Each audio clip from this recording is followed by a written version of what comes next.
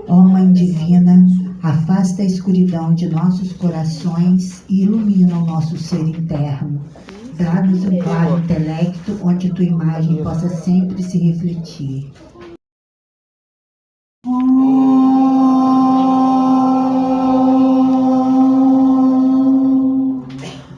Bhurvuvah Swaha Tatsavitur Varenyam Bhargo Devasya Dhimahi Dhiyo Yona Prachodayat. Om Bhurvuvah Swaha Tatsavitur Varenyam Bhargo Devasya Dhimahi Dhiyo Yona Prachodayat. Om Bhurvuvah Swaha Tatsavitur Varenyam Bhargo Devasya Dhimahi Dhiyo Yona Prachodayat. Om Shanti, Shanti, Shanti. Está comemorando o Ramanavami. Eu vou pedir desculpa a vocês pela falha, mas eu não sei se é exatamente no dia de hoje, é? 30, Dia 30, né? É isso aí, obrigado. Falou aqui o... Quem é coordenador de devoção nunca perde o hábito, mas tá bom. Esse dia 30, esse ano, caiu o Ramanavami. Navami quer dizer nono dia, é o nono dia do mês lunar. Tá? Então, é o nono dia do mês X, que é o dia do nascimento de Rama. Então, no nosso calendário, ele flutua, né, dentro do calendário solar, né, o calendário que a gente tem. Né? Então, às vezes cai em março, mais no meio, mais no fim, um pouquinho no início de abril, mas é sempre por essa época é o Ramanavami, depois do Mahashivaratri, mais ou menos um mês depois. Tá? E Rama, tem aí a foto, eu vou pedir emprestado. Obrigado. Tem aí uma imagem na folhinha, que vocês podem levar para casa? Pode, né? Então. E Rama foi um avatar, foi uma vinda de Deus à forma humana na Trita Yuga. Né? Obrigado. Trita Yuga foi uma era anterior, 2 eras atrás, né? Na Dwapara Yuga foi a época de Krishna, na Kali Yuga foi a época dos avatares que a gente recebeu aí. Nós tivemos profusão de avatares, né? Tivemos Jesus, tivemos Buda, tivemos Satyasai, né? Vamos ter Premasai, enfim, está cheio deles por aí, que bom, né? Mas o fato é que nessa época havia o Dharma, né? As yugas são contadas de acordo com a quantidade de Dharma presente no mundo, no universo. Vamos colocar no mundo aqui, no nosso mundo. Então, na época, 3/4 do mundo, ou perdão, 2/3 do mundo, 3/4? Desculpa aí se eu errar a proporção. Mas é isso mesmo. 3/4 do mundo estavam envolvidos ou viviam no Dharma, né? Viviam na virtude, na retidão, etc. Né? E 1/4 do mundo vivia no vício, no adharma. Né? E nessa época, esse adharma, esse antro, digamos assim, do mal, né, do vício, da falta de virtude, estava restrito a uma ilha chamada Lanka, no sul da Índia. Né? Essa Índia existe até hoje com o nome de Sri Lanka. Né? Mas a ilha existe, né? O território. E lá vivia uma raça de demônios chamados Rakshasas. Esses demônios resolveram invadir o continente e atacar os rishis, os sábios, os sacerdotes que meditavam, que faziam oferendas na floresta, enfim, naquela época védica, né? Dos fogos de sacrifício, dos eremitérios, dos retiros, onde as pessoas viviam na floresta, em meditação. E os sábios oraram, Deus se manifestou diante deles, né? E prometeu que viria restaurar o Dharma. Então esse é o primeiro avatar humano. Antes dele houve outros avatares, tem histórias falando deles. E aí vale a pena a gente fazer uma distinção interessante. A partir daí para trás, né, as histórias são mitológicas. Né? E Rama, ele chega numa época em que o mito se torna lenda. Qual é a diferença? O mito é uma história claramente fantasiosa, né? Com elementos assim fantásticos, né, para a nossa cultura, mas que explica ou representa ou traduz de uma forma talvez antropomórfica, né, ou humanizada, fenômenos naturais. Fenômenos. O exemplo mais claro que a gente tem, que vem à mente aqui agora, é Zeus no Monte Olimpo, né, jogando raios e fazendo, né, estrago que ele fazia de vez em quando. O Monte Olimpo é um monte muito alto, existe, está lá, né? E sempre coberto de nuvens. Né? E essas nuvens, às vezes, viram nuvens de tempestade, e nesse momento você vê os raios, e aí você humaniza ou antropomorfiza, horrível assim, aquele fenômeno, então você atribui a uma deidade, a Zeus, no caso. Né? Então o mito é por aí. Né? O mito é uma maneira de explicar o que de outra forma seria inexplicável para os povos antigos, de fenômenos naturais, fenômenos inexplicáveis. Né? A partir do momento que você tem uma lenda, você tem figuras reais, ou mais ou menos reais, enfim, mas vamos, em princípio, pensar que elas sejam reais, e cujos atos foram tão significativos e portentosos e maravilhosos, que eles entram no território das lendas. Quer ver uma lenda interessante, que a gente tem como verdade? Um Galileu, né, viu um grupo de pescadores, né, e saiu caminhando sobre as águas e chegou até eles. Opa, isso não é uma coisa que a gente vê todo dia. Né? Um outro sábio, santo, precisou salvar seu povo do exército que vinha atrás, bateu com o cajado na praia e o mar se abriu. E as pessoas se passaram. A gente tem essas histórias como fatos. Né? Fatos estão na Bíblia. Então, da mesma forma, a gente deve olhar a história de Rama. A história de Rama é muito grande, o Ramayana é um romance imenso. Né? Dizem que é um dos maiores poemas, ele é todo escrito em poema, né? Então é um dos maiores poemas em termos de números diversos, passa até a Ilíada de Homero e tal. E a André já veio contando aqui para a Donara, a irmã dela, no carro, então eu não vou repetir aqui, pelo menos para elas duas.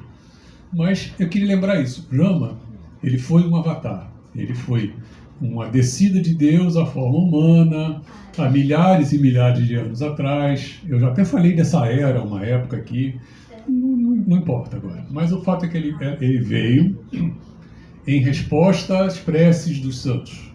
Né? Krishna, 15 mil anos na frente, disse a mesma coisa. Eu venho sempre que o Dharma declina para proteger os virtuosos, eliminar os maus e restaurar o Dharma. Ponto. Né? Então ele veio, ele personifica isso. Ele foi o primeiro avatar humano, em forma humana. Antes deles, como eu falei, vieram outros mitológicos, em forma de animais, enfim, ou semi-humanos, né? Mas ele foi o primeiro homem. Né? E ele representa muitas coisas. Ele representa o Dharma na sua essência. O que é esse conceito? Né? O Dharma fugiu a palavra. É a atitude natural que cada ser da criação deve ter. Tá? Então, a atitude do homem é preservar a virtude. E Rama foi esse exemplo de virtude. Ele foi o filho ideal, ele foi o marido ideal, embora haja controvérsias, não é? Ele foi o governante ideal, mas ele mantinha isso numa perspectiva. O primeiro dever dele era com o filho, porque ele era o filho do rei. Né? Então, o rei foi obrigado a mandar ele para o exílio. Ele foi para o exílio. Né? aceitou. Não, tá bem, meu pai só quer me exilar. Ele ia ser coroado e abandonou a coroação para cumprir a vontade do pai, que era uma vontade obrigada, era uma circunstância que ele tinha que sofrer, digamos assim. Né? E traz no romance, na história, a história é uma saga, um romance digno de um Senhor dos Anéis, ou uma outra coisa assim, nesse nível. Né? Tem batalha, tem, enfim, né? Tem resgate, tem sacrifício, né? Tem tudo isso. Mas ele veio viver esse papel como um ser onisciente. Né? Então, ele sabia de tudo que tinha que passar. Então todo aquele drama, toda aquela tragédia que se tornou a vida dele, etc., né?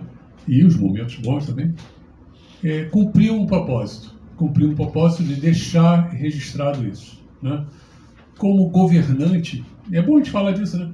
Como governante, ele foi o governante ideal. Por quê? Porque ele sacrificou tudo pelo bem dos seus súditos, tudo pelo bem do seu povo, tudo mesmo, até a sua felicidade familiar. Tudo. Ele sacrificou tudo. Como filho, ele sacrificou o seu trono, né? Ele era o príncipe amado que ia assumir o trono do pai, né? Mas o pai ordenou que ele fosse para o exílio, ele abandonou o trono e foi para o exílio. No exílio, eu já fiz isso aqui num outro ensaio há muito tempo atrás, ele percorreu a Índia inteira.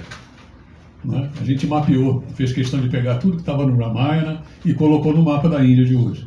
Então, Ayodhya, a cidade onde ele nasceu, fica hoje é na Caxemira, no Paquistão. Já está no Paquistão. Né? Mas naquela época era uma Índia só.